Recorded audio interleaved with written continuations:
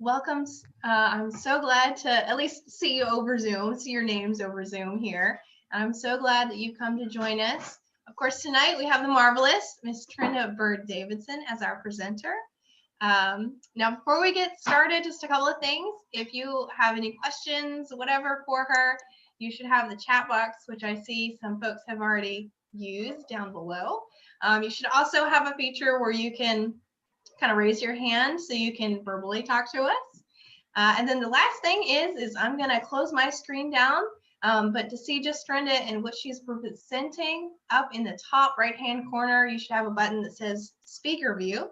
So you'll be able to really see what she's talking about and see her beautiful face. So anyway, we'll see you guys at the end of it. And thank you guys so much for coming. I'll hand it off to you.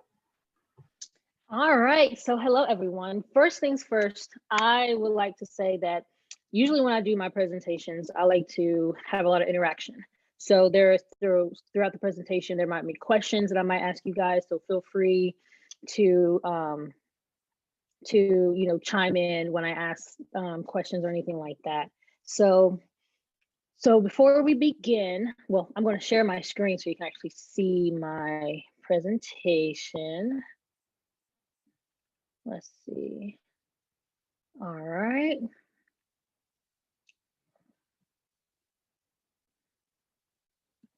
All right, so to start off, and I'll get into an introduction of me in a few, but to start off, I just have a few questions to kind of gauge the group and see what your thoughts are before I start. But so one of the questions that I want to ask is, when you hear the word slavery, what do you think about? And feel free to just, come on and answer.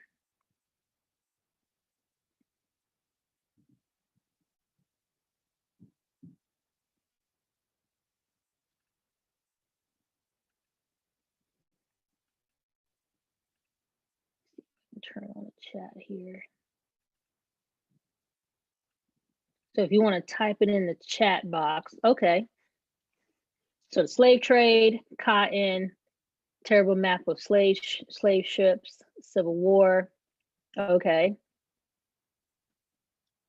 Anything else that comes to mind when you hear the word slavery? Middle Passage, Deep South, okay.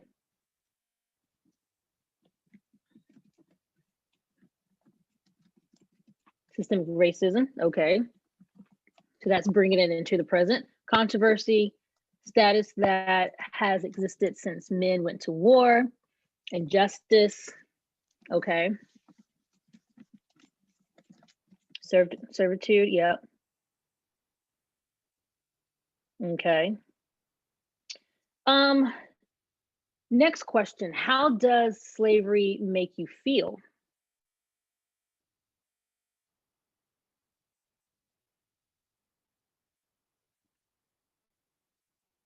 Sad, bad, okay.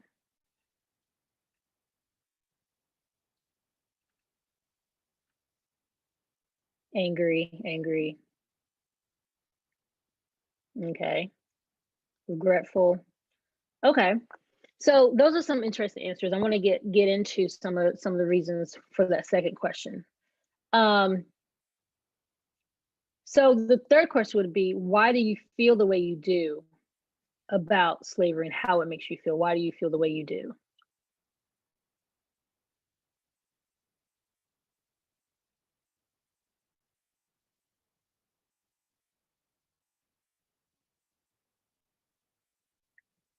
Okay, it's not just. See it as a point in history. Okay. The inequality of it. Cannot come close to understanding how African Americans feel. It's wrong. Okay. It's terrible that humans were treated and continue to treat other humans this way. Okay. Those are really, really great answers. And so, let's see. And so of course, this presentation is going to be about how to interpret the story of enslavement, but then also thinking of ways that we can connect slavery to the past, and especially with everything that's going on today. So we're going to be talking about how to connect the past to the present. So just a little bit of introduction of who I am. So I'm actually originally from North Carolina, so I am a Southern girl at heart. I have a master's in museum studies and historical preservation with a concentration in education from Morgan State University up here in Baltimore. Also have a BA in history with a concentration in US history and a minor in Black studies. Also have a second bachelor's degree, which is a Bachelor of Science in History with a concentration in applied and public history. So far, I am coming up on 8 years of working in museums with hands-on experience and knowledge in developing curriculum and managing programs. And I have about 5 years or so of experience supervising staff and volunteers and doing presentations like the one I'm doing tonight. I'm also the founder and the CEO of Bird Owl Consulting, and I'll tell you guys more about that in a few. Currently, other than Bird Owl Consulting, I'm also the I'm the assistant director of the College Park Aviation Museum here in College Park, Maryland. And for those of you who don't know, I've been married for about a month now, so I'm recently a newlywed. So that's just a little bit about who I am. Thank you, Erin. So here we go. I don't know why that is. So exactly what is Bird Owl Consulting? Like, what is it that I do? What Bird Owl Consulting is that it services the services to school districts, school administrators, teachers, museums, various organizations around the United States on the importance of African American history and how to teach it effectively on just that subject. So doing things like I am doing tonight, doing lectures, providing content, programs, curriculum, even doing an historical interpretation. So anything of that nature, then I am available for those kind of things. And of course, the way that Bird Owl came about, I've had about for about a year or so now. Of course, it's coming off of my last name of Bird, and then owls, because I love owls, and of course they're birds as well. And owls meaning wisdom, so that's usually a symbolic animal for wisdom. So I wanted to combine the two to really help people understand that there is wisdom and knowledge, and there's also power in knowledge. So understanding and bringing everyone together, and how to help people communicate effectively when it comes to Black history and African American history and difficult histories altogether, because Black history is one of those history that is considered a difficult history. All right, so the mission of my company is to encourage people to have those meaningful conversations about African American history that will ultimately empower one another. I believe that talking about Black history, talking about slavery in particular, is not something that you should be afraid of or uncomfortable with. And if you are uncomfortable, that's why we have these lectures, and it's okay to have these conversations. So if you have questions, type them in the chat. Hopefully we can get to all of them tonight. But I really want to have sort of a discussion at the end about what I discussed here tonight. Let's see. All right, so interpreting slavery. So there's a cultural responsibility that we have in interpreting slavery and interpreting these difficult histories. There are 3 building blocks to ethical representation. So how you represent yourself when you're interpreting. And it's interesting because a lot of times when people go out to like historical sites, whether if you're the interpreter, if you're a white interpreter interpreting slavery, or you're a Black interpreter interpreting slavery, and then depending on who your audience is, kind of depends on how your interaction may go or what people mindset might be when they walk in and they see either a white or a black person doing that interpretation. So you want to remember, one of the things that I try to remember is that the people that you're interpreting, when you're interpreting slavery, that you want to remember that these people, first of all, they were people. So a lot of times you might hear historians or other museum professionals or people starting to say enslaved person, because it was a condition that that person was in. A lot of times we're trying not to say slave, because that's not who they were or who they are, okay? They were enslaved. That was the condition that they were put in. And so if you know their name, I know, for example, at Brattonville, we have, you have the probate. So a lot of times we do have names. So if you know the person's name that you were talking about, then give them their name back. Give that to them. And making sure that you are humanizing what slavery was. Because I know a lot of times, like when you're in school and you're talking about slavery, we usually kind of generalize slavery and saying, oh, the slaves did this, did that. But you have to remember that at the end of the day, they were people and they had lives and they had to find ways to cope with the situation that they were in. I know a lot when I was actually the African American interpreter at Historic Brattonville for about a couple years ago. And one thing that I always liked to do was to humanize the people that were enslaved on that property. I like to talk about the enslaved culture, because embedded in this institution was its own culture. And you'll be surprised once you get into it and learn and do research and really learn about in the enslaved culture, how much of that enslaved culture actually makes up a lot of our American culture today. So again, I'm gonna get into that a little bit later, but that's how you are connecting the history to the present. And so you have the face, and then you have the real, which is the empirical evidence. So that's your hands-on interpretation. So that is evidence of showing people, okay, this is actually what happened, and this is how we know it happened, and kind of like that visual. So one of the examples that I always like to go with is there was a program at Brattonville. I don't know if you guys still do it, but one of my favorite programs was the white gold program. And so with that program, we were talking about how where the money was. And so the white gold was talking about the cotton. And so we would have students, we were asking the question, well, where do you think the money was in the Bratton's plantation? And so kids would say, oh, it's in the cotton, it's in the house, because they have this big old house. That's where all their money was. But at the end of the program, they realized that the money was in the enslaved population. And what I would do is, part of that, I had the probate, and I had all the prices of all the enslaved people. So you could see like each of how much each person was worth.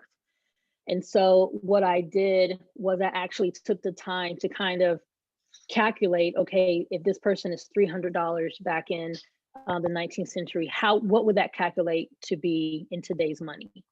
And so once I got all those numbers, added it up, and showed the kids that the Brattons were roughly worth about $1 million just within the enslaved population.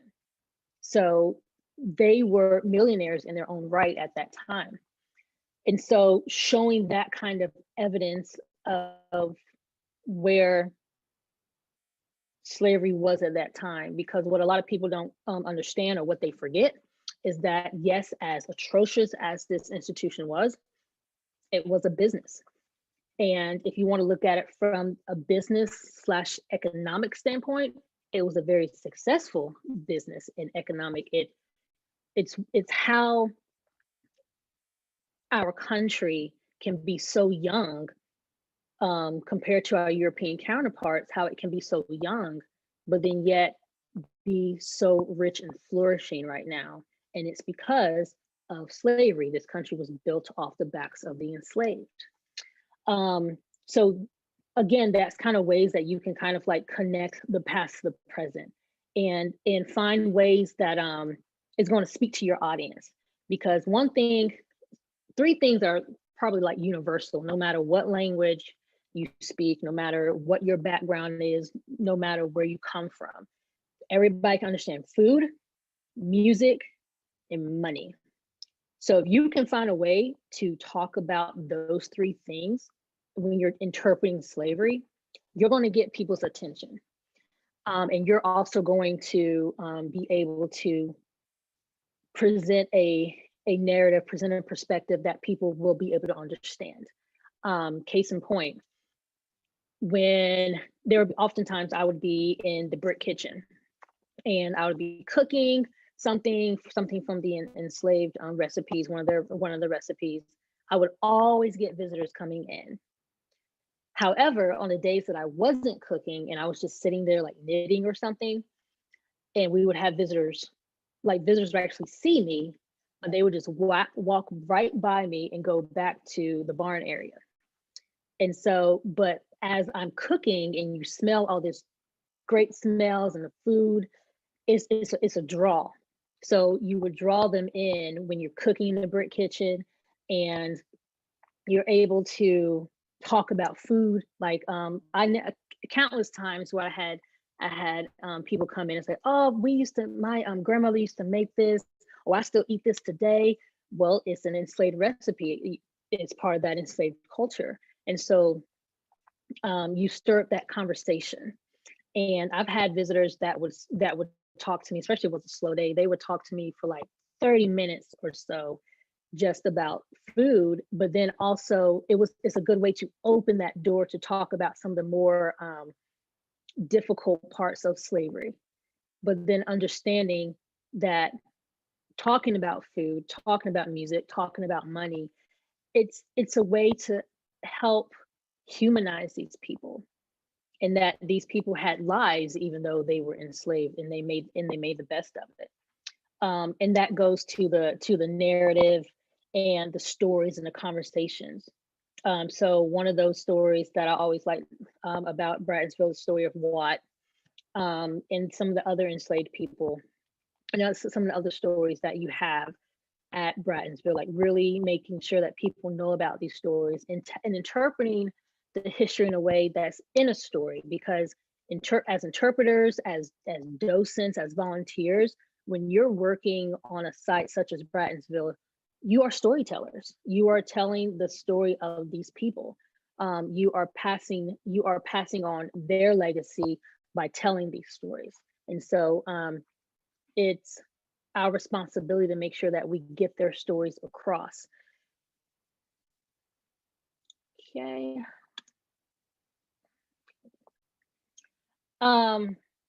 So then you have something that's called a commemorative pedagogy, which is used to help address the learning curves that may exist when you engage patrons or visitors in difficult histories. So you have what's called the reception.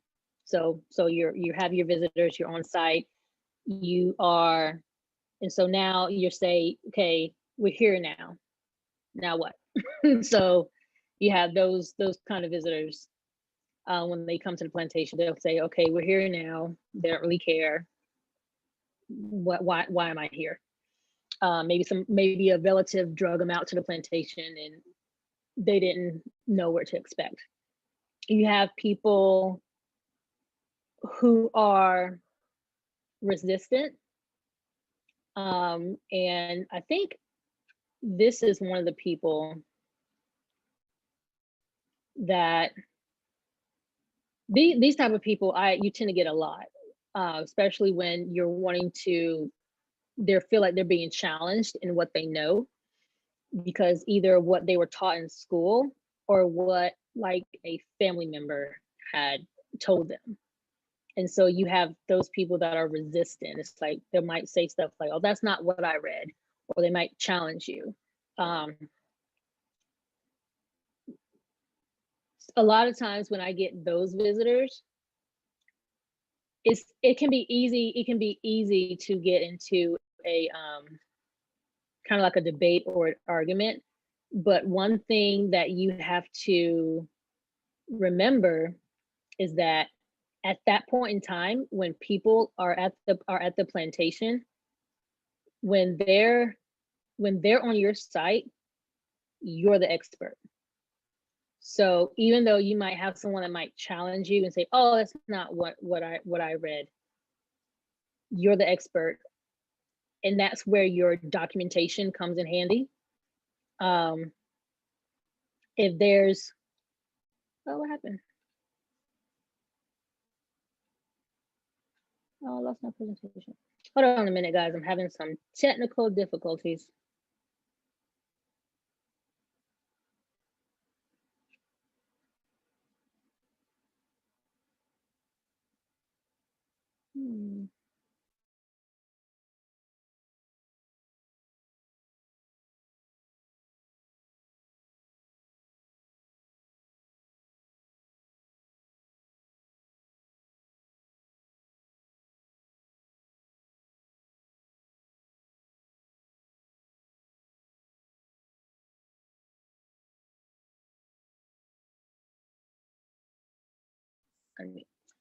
So, like I was saying before, with the resistance, remembering that you're the expert, a lot of times that you can give them you can back your source, as long as you can back your sources, which is very important when somebody feel like you feel like you're being challenged. And you can also give them a source. Like you can say, if you if you have a source in the front of your mind, oh, you can go to such and such website or check out such and such journal and talk about the information that's in that particular source. You also have people that you have visitors that might repeat, saying like, "Oh, I need to read that again." So those are visitors that I can tell that I'm making them think, because they might be hearing something that is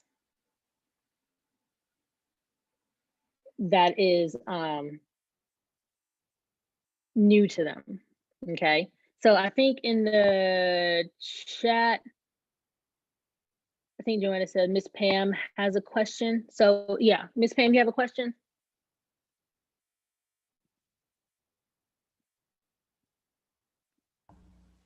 You can hear me, yes? Yes. Good, good, good. I evidently had it muted and I didn't realize I had muted. I was going to, I'm sorry to break in. Oh, no, you're fine. I raised my hand there virtually because you were having some problems and I thought maybe I could help you. I'm sorry. Go right ahead. I'm enjoying this, Trenda. Thank you. Oh, no, you're fine. Thank you. It was the technical difficulty with my computer. All right. So that is the repetition.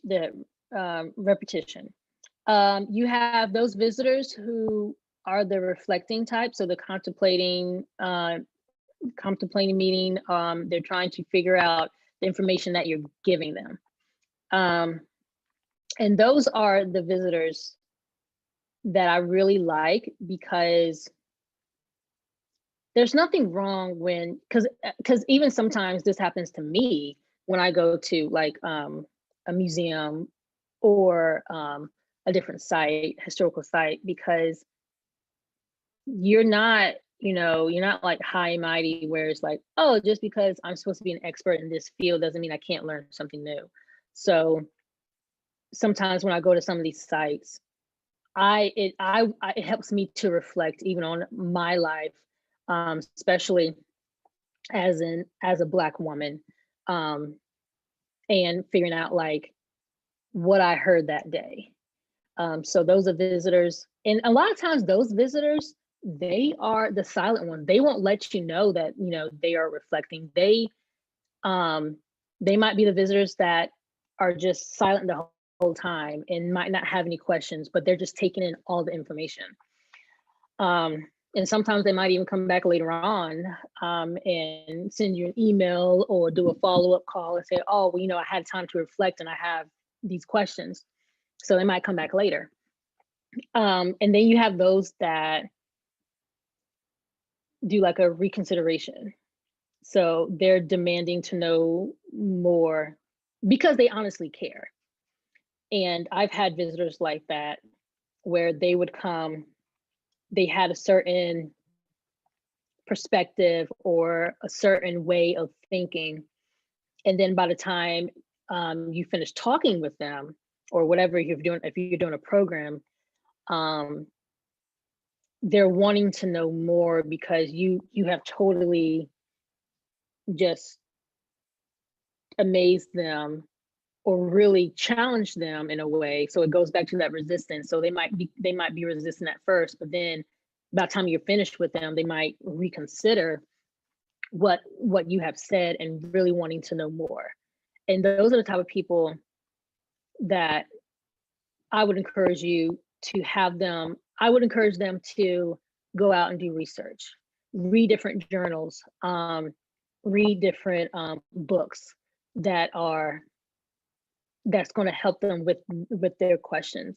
There are plenty of like books about slavery, books about race relations, if they really want to know more. And we'll get more into that later because that really ties into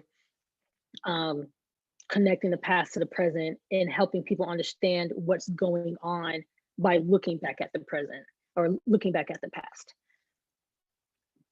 All right. So when you're interpreting any difficult history, not just slavery, but if you're talking about Jim Crow, you're talking about Civil War, you're talking about even interpreting like the Holocaust, like when you're interpreting these difficult histories, there's going to be risks, whether that risk is with the interpreter or with you, because some of the risk and some of the benefits of interpreting slavery, interpreting these difficult histories, I had to work through myself. So some of the risks might be guilt, shame, trauma, trivializing historical suffering, embarrassment, forgetting, controversy, public safety, implication, shock, offense, upsetting. And what's interesting about some of these risks is that it's not just about when it comes to slavery. Is because, like I said, when you're talking about Black history, we talk about Black history, but then you also have to talk about the Black experience and what it means to be Black in America. And this is kind of going into what I want to talk about later, but I'll say this and let you guys ponder this a little bit. Being Black in America is not the same as America. Like being Black in America is different for me. So being in this country is a lot different. I see it a lot differently than my white counterparts would. I see it a lot differently than my Hispanic counterparts, than any other group of people because of the history. And that's why connecting the past to the present is relevant. So you might have visitors that would come in, and when you're interpreting, they might feel that guilt. You might have visitors that might have shame. And this is both Black and white. This is not just up to just white people. So it's not just white people who might come in feeling guilty. It might be Black people who might come in feeling guilty. So it's not all these emotions that you might see, or these words that you might see on the screen. It's not just for one group of people. And so that's why when I said that sometimes when I was interpreting on the site, I would have to work through some of these as well. Because with the trauma, you might have,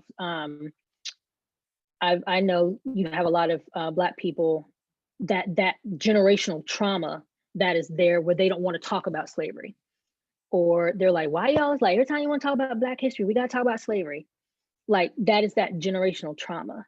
And in which I totally understand that trauma. Like I would never force, especially Black people, I would never force them to be like, well, you need to know your history. I would like for you to know your history and understand it.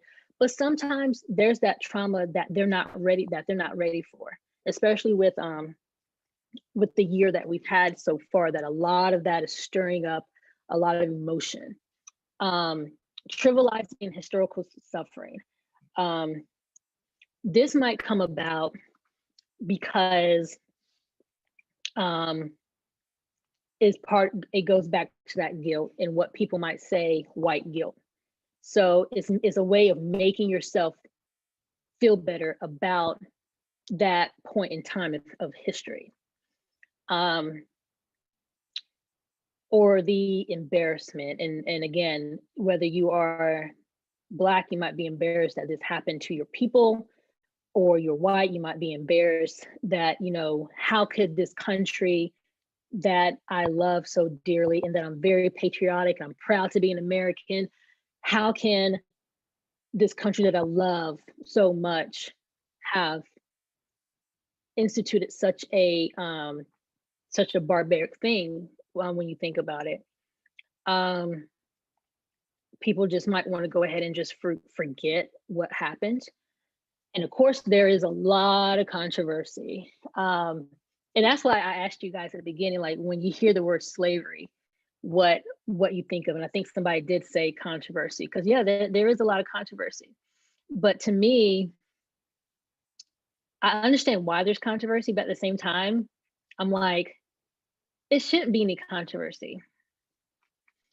And I say that because you're talking about a history, you're talking about something that happened to a group of people, which it shouldn't be controversy. Like, it is what it is. Like, let's be real about it, let's be honest about it, and let's hit it head on and talk about it. But at the same time, I do understand that it is a controversy subject. Again, with you're talking about with public safety, it might draw up some things in people that, because everyone, we want to feel safe. We want to feel safe in the environment that we're in.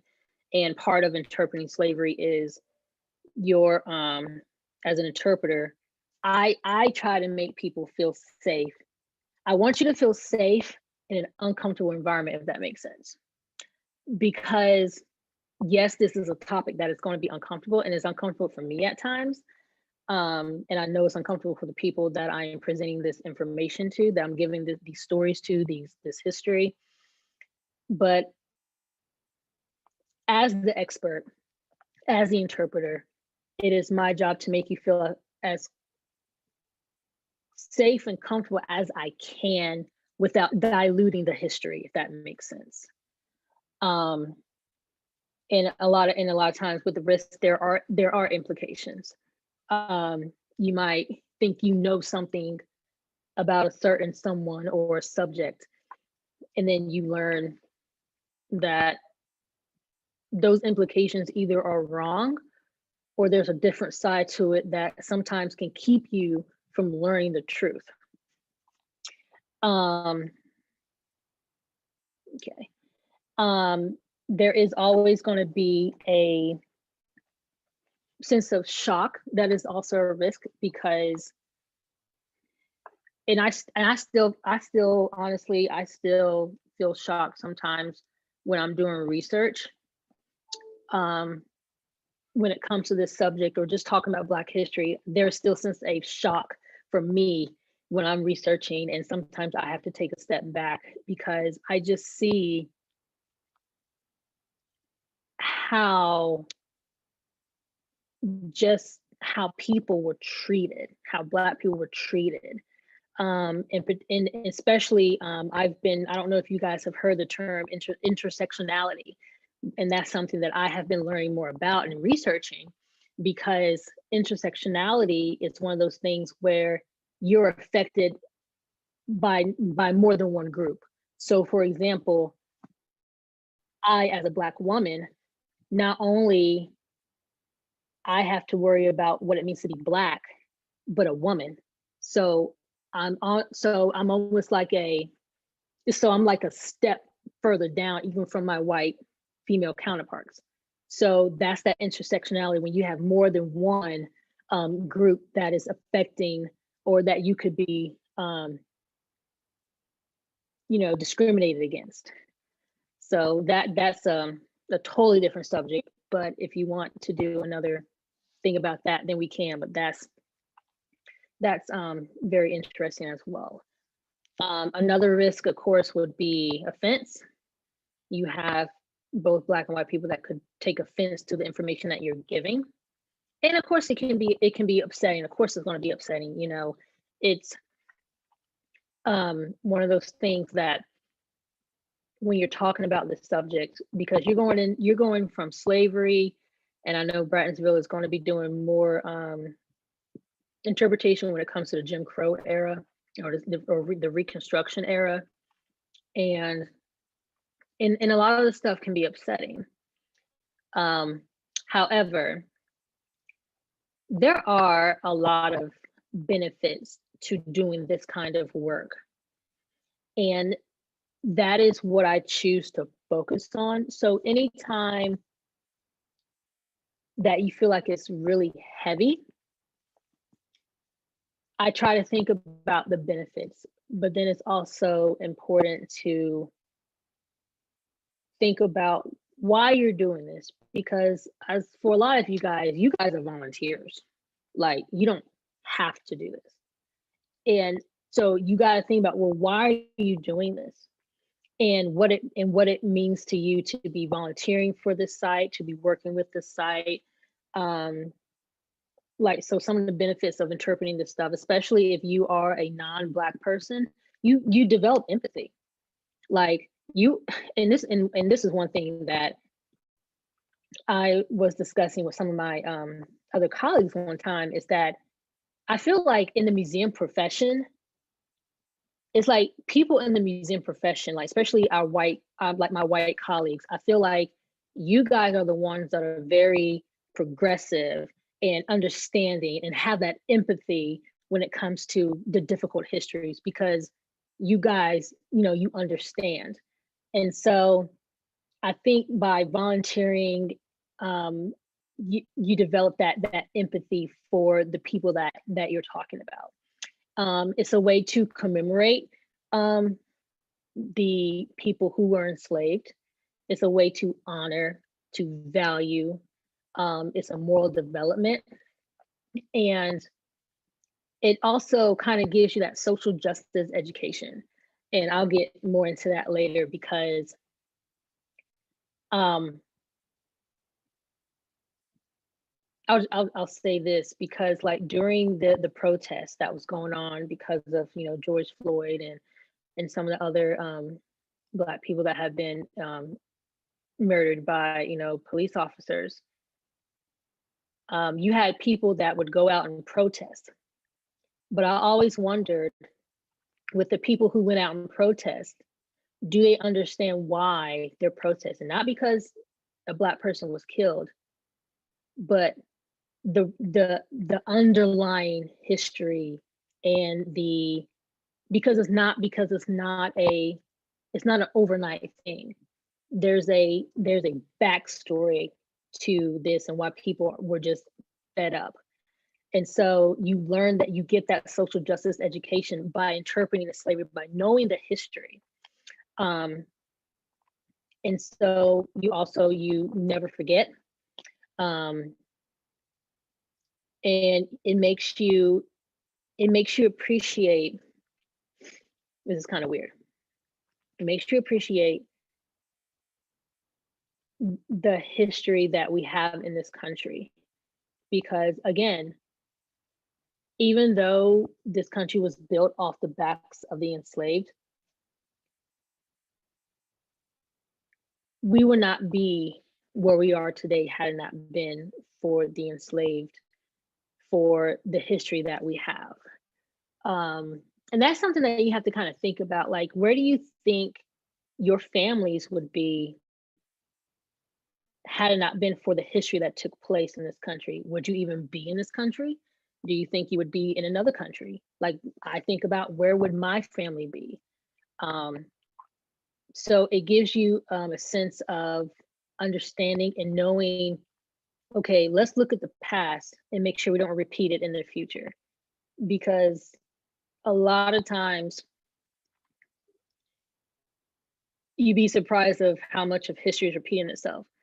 I saw a picture on, I think it was one of the social media outlets one time, and it was just like, because I'm a very visual person, so when I saw this picture, I was very moved because it was basically a picture side by each other, and it showed the protests of the civil rights movement in the 1960s, and then beside it, it had a picture of the protests that was going on earlier this year, and it was identical.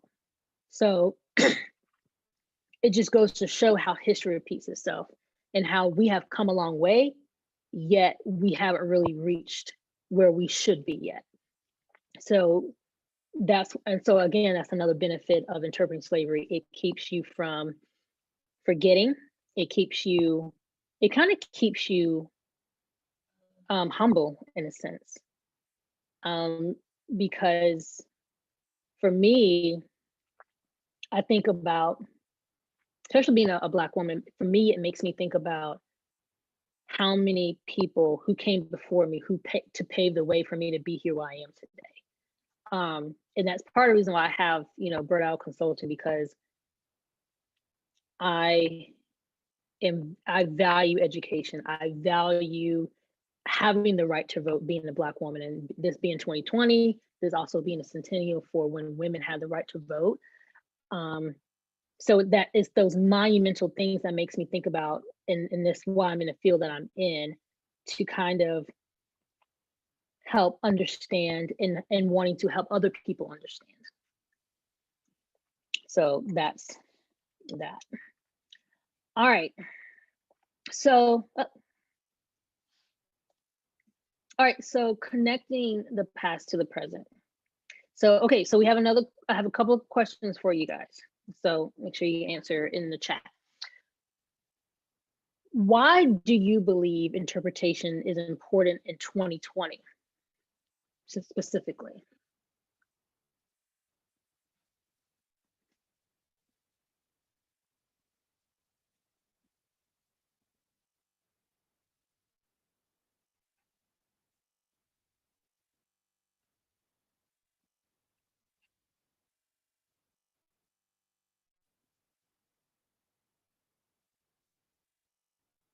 Don't everybody answer all at once.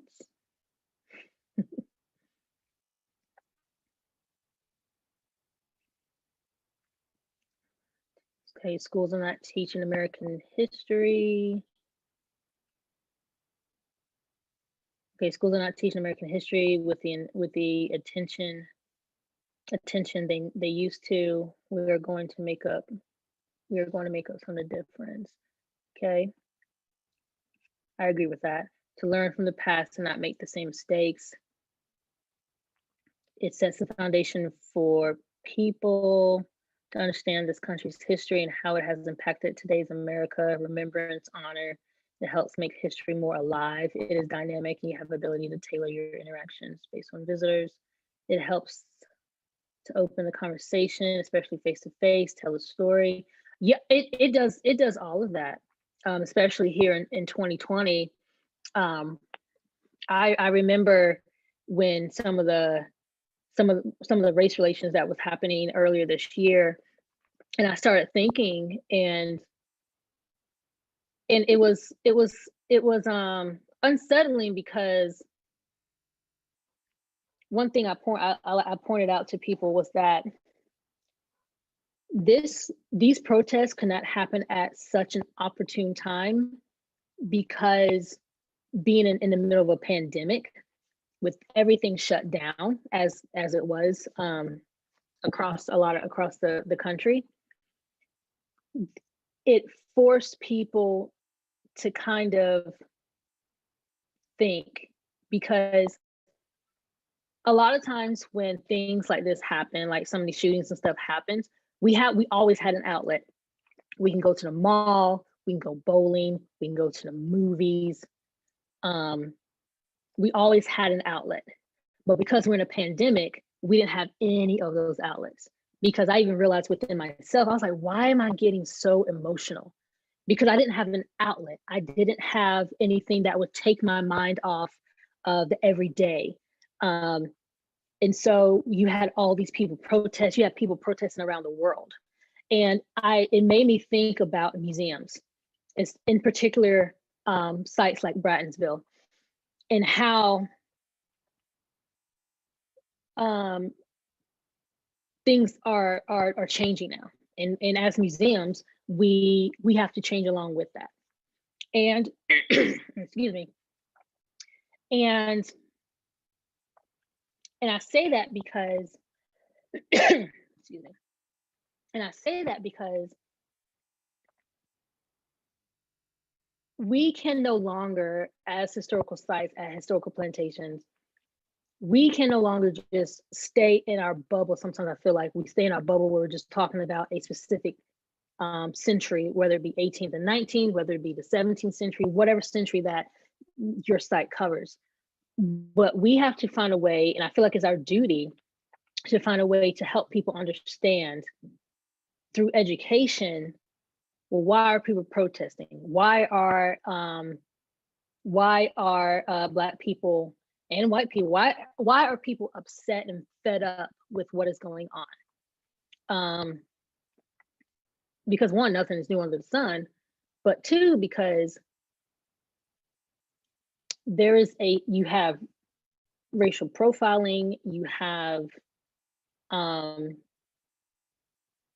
things that you have, biases that are out there. And a lot of that stems from the history. And it's interesting because you hear people, especially you hear people say, oh, I got pulled over by the cops because I was driving while Black. And it's a saying that a lot of Black people say, and it's true. Like sometimes a lot, especially with Black men, they just get pulled over because they were Black and driving a nice car. Like it didn't matter if, they earned that car, the good old working way, but it's always assumed that they're drug dealers. But it's one of those things that we're needing to find a way to bring slavery into the way that we interpret slavery and bring it more into the present. So another question that I have for you guys is, I do like this answer too from one death is a tragedy, a million is statistic, but interpreting and allowing people to empathize with the story, they can better understand the situation than just knowing what generally happened, like you do in a museum. That's totally true. There's nothing like being in quote unquote inside history. So much better than reading or even video learning. Oh, definitely. Like that's why I love interpretation. I'm a very tactile and visual kind of person. So being able to kind of see history alive like that, it makes me a better learner. I can like soak it in even more. Like it's just the best way to learn, in my opinion. So with that being said, what does interpretation do that traditional museums cannot do? Immerse visitors in the experience, interaction. Okay. So you have, so you have that interaction, you get into the experience. I am 31 years old, and one of the best, it builds that accountability. Yeah. One of the best memories that I have, and it's probably why I got into the field that I'm in now, is when we went to, it's a site in Winston-Salem, North Carolina. You guys might have heard of it, called Old Salem. We went, I think my 3rd and 4th grade year. I can remember that trip to this day. I loved it. And it was because of that interaction that I had and their interpretation that was done at that site. So one of the things that like I was saying that museums can do is that, you know, you do have that interaction. It does have great cookies. The bakery was the best part. But you have those interactions that no matter how old you are, you can have the best experience. And so that's how interpretation really kind of can change the lives of the visitors that we meet. So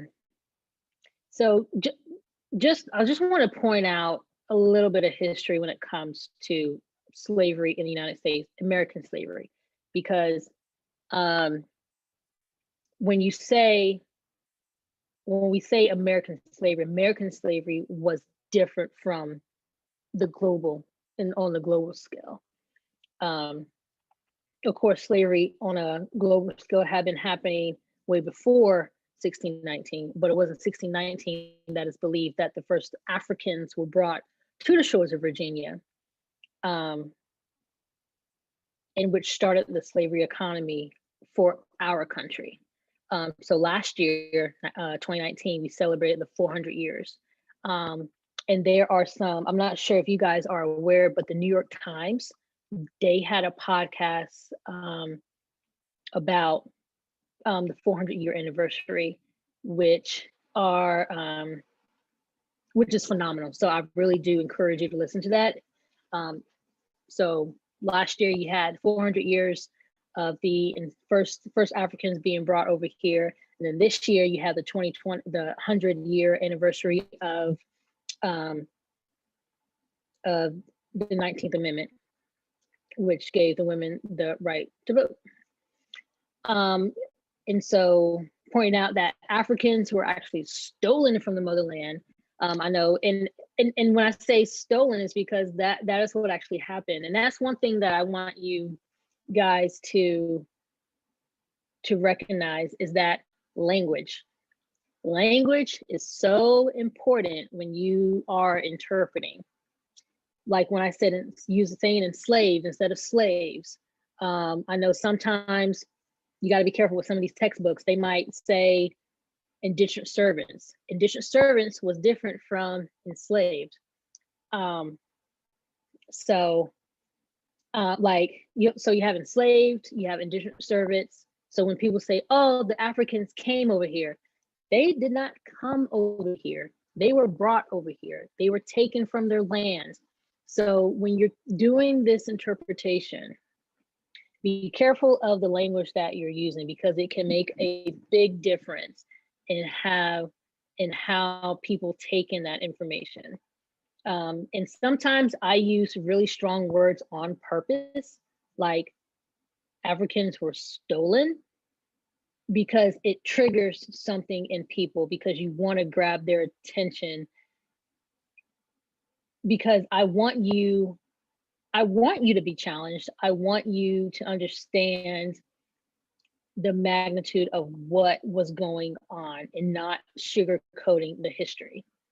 And so again, historians believe that there was an estimated of 6 to 7 million Africans that were imported to the New World during the 19th century alone. And I am not sure, but I'm pretty sure that does not count the ones that unfortunately died during the Middle Passage. There were millions of Africans who died during the Middle Passage, which was a horrific thing in itself. If you want to learn more about the Middle Passage and get kind of like a story out of it, there's a great movie called Amistad. And the one thing I remember from that movie is that, and they didn't leave anything to the imagination. There was one scene where you saw the boat in the ocean, and it was the Middle Passage scene. And they did a phenomenal job of showing what it was like on the ship, how the Africans were packed like sardines, and how you had Africans who were jumping ship because they rather jump ship and drown in the ocean than go to the New World or go to, the Caribbean or wherever they were being taken to South America and be enslaved. So it's that visualization of just learning the history and really understanding where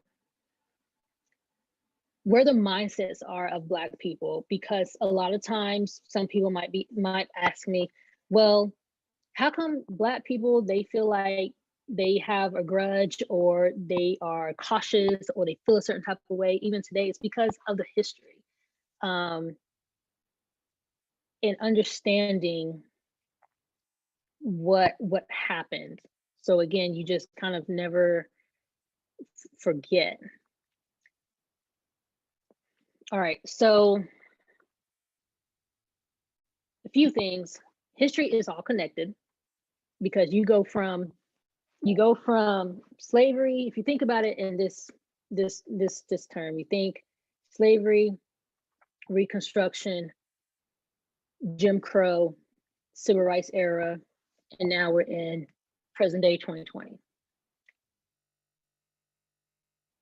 Slavery in itself, we might be a generation out now, but you had people whose great grandparents were enslaved, or three greats, their great grandparent were enslaved. I know in my family, I think my great uncle who just passed away, he was a sharecropper. And that's coming out of the Jim Crow era. So you have people who are connected to the Jim Crow era, to who that history is still embedded in their minds and in their families. So it's all connected. So a lot of times people might say, oh, well, slavery was such a long time ago, but we're still feeling the effects of slavery even today, where we are still and it's still embedded. Like somebody has said something about when you think of the word slavery, what do you think of? Somebody said systemic racism. Exactly. Like that's where all of that comes from. It comes from slavery, because slavery was kind of the foundation to all the discrimination that Black people have to endure. And again, going back to the language, you hear me say Black people, because when you say African American, you're not, how can I say this? You're kind of just singling out people who come just from Africa. You have people who are from the Caribbean. You have people that are from, Trinidad and Tobago. But when you say Black people, you're talking about the whole African diaspora. And so even when you're talking about Black people today, it doesn't matter if you're from the continent of Africa, or if you're from Jamaica, or if you're from Trinidad, Tobago, or even if you're from the Dominican Republic. If you have dark skin, you are subject to discrimination in a way that Black people who are descendants of enslaved people are subject to. So to be more inclusive, I like to say Black people. And I know a lot of times, sometimes people, non-Black people sometimes I find that they're hesitant to say Black people, or they want to be like politically correct. Like, you're politically correct if you say Black people. It's okay to say Black people. I'm giving you permission. Because people always say, oh, African American. I'm just like, but you can say, like, they want to stay away from Black people, but that is a term that is not derogatory. So like I said, with history, it's all connected. And a lot of times when I would interpret slavery, I would connect it to the present all the time, especially when it comes to like food. Like I said before, like food, a lot of the foods that we enjoy in our American culture today came from the enslaved culture. Like if you like watermelon, if you like okra, if you like coffee and beans, like a lot of that stuff came from the continent of Africa. And so it's not even indigenous to the United States. And so that's what I'm saying, like how history is all connected. The music that we all love, whether it's country or blues or hip hop or rap, the foundations of music came from Africa. And again, it connects all of that to our American culture, to what is going on today. And even with slavery in the present. So you have what we had, we have human trafficking. That is slavery. It's a different form of kind of slavery, but it's one of those things that still has the same roots. And with slavery in the present, I like to talk about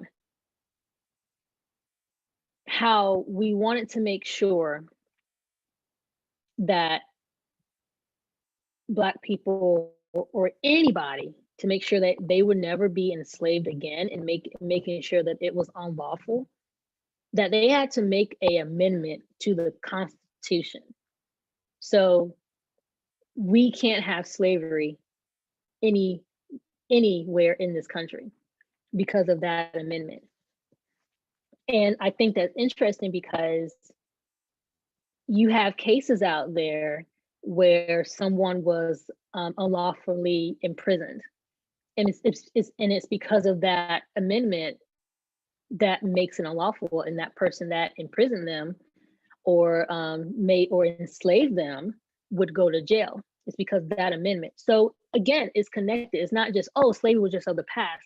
Well, if it's in the past, then why do we have to have an amendment to the Constitution about it? Or why do we even have laws on the books present day where you can be prosecuted under the law for making someone your slave?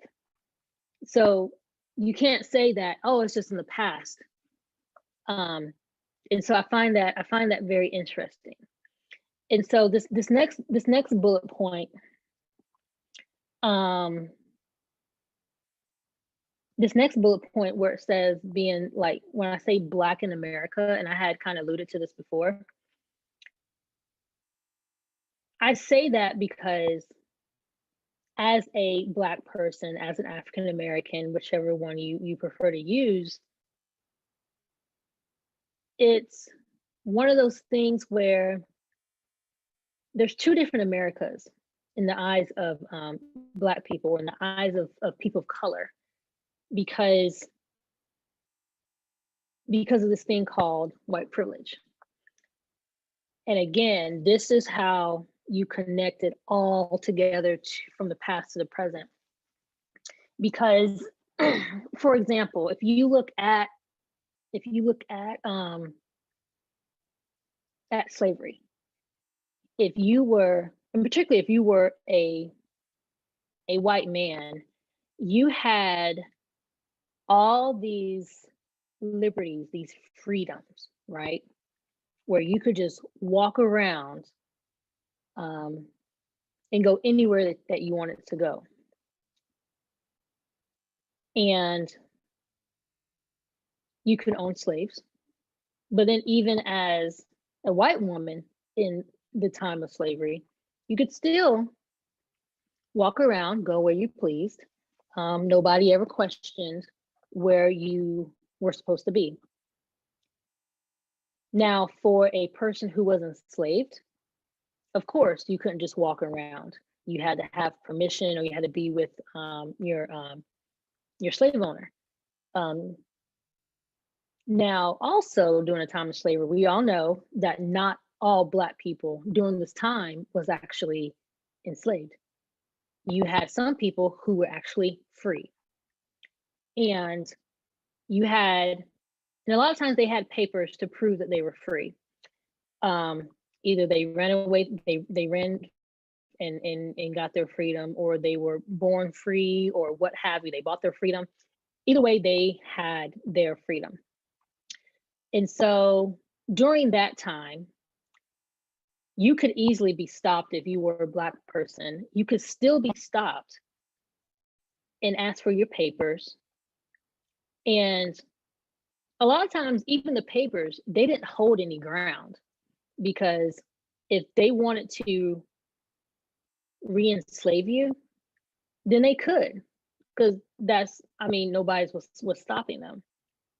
Now,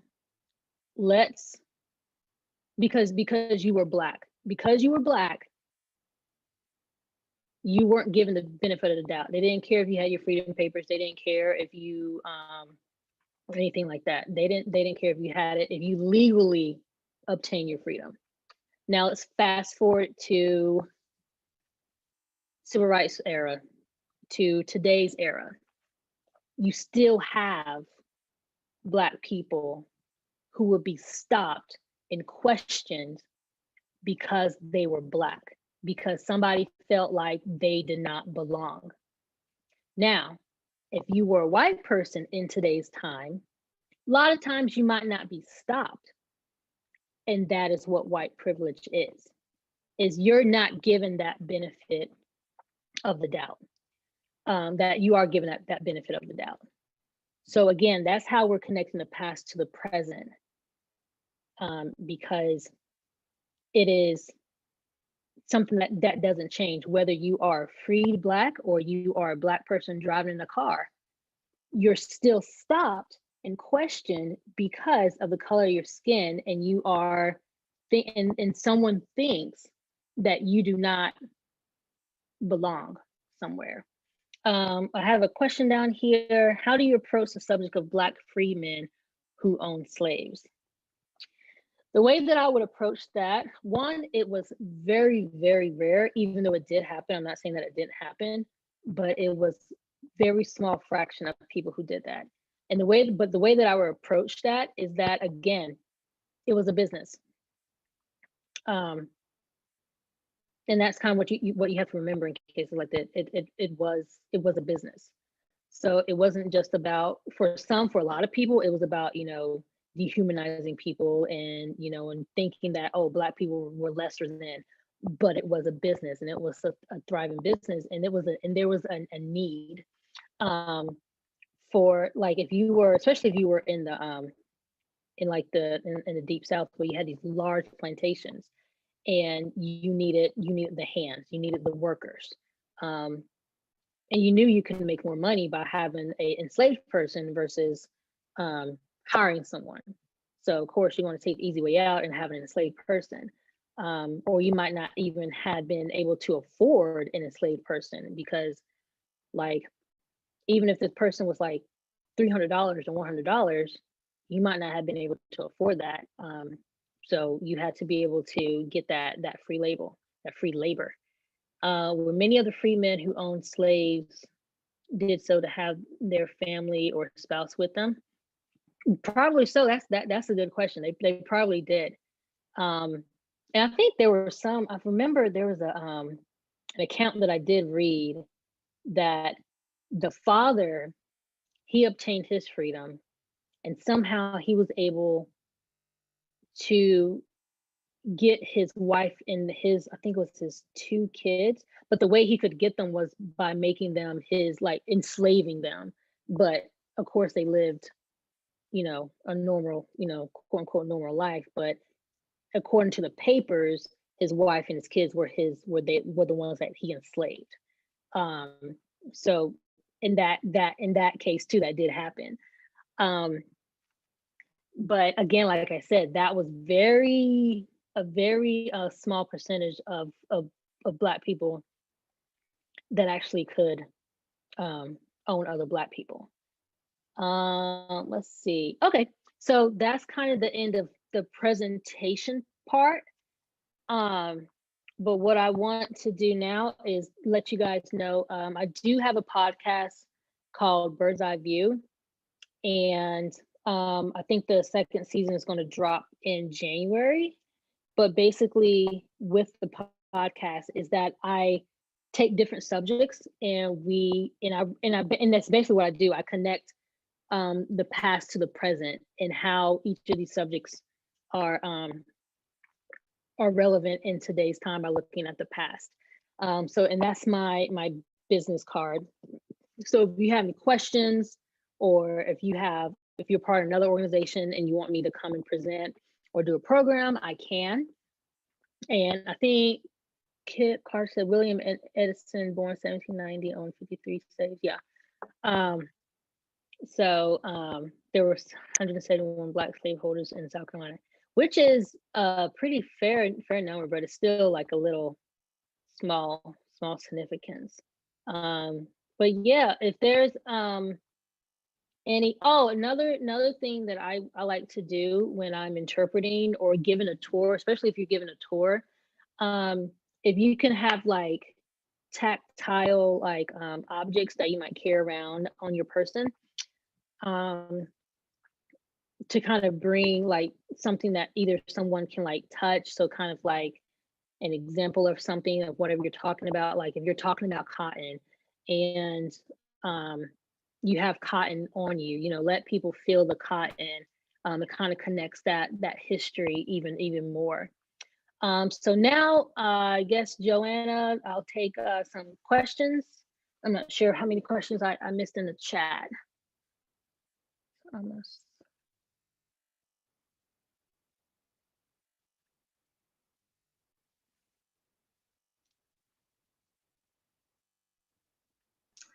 Hey guys, I'm looking around. I don't see any questions in the chat, but I'll let you know.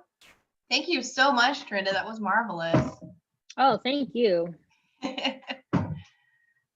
see. And thank you for putting your business card there on the end. So if anybody has any questions, they can shoot them your way. All right. I'm not seeing anything. Oh. Enslavement Museum. Oh yes. But unfortunately, I'm not sure if you guys have heard, but the Enslavement Museum has actually permanently closed due to the pandemic. But yeah, that was an awesome museum, but they did not survive the shutdowns.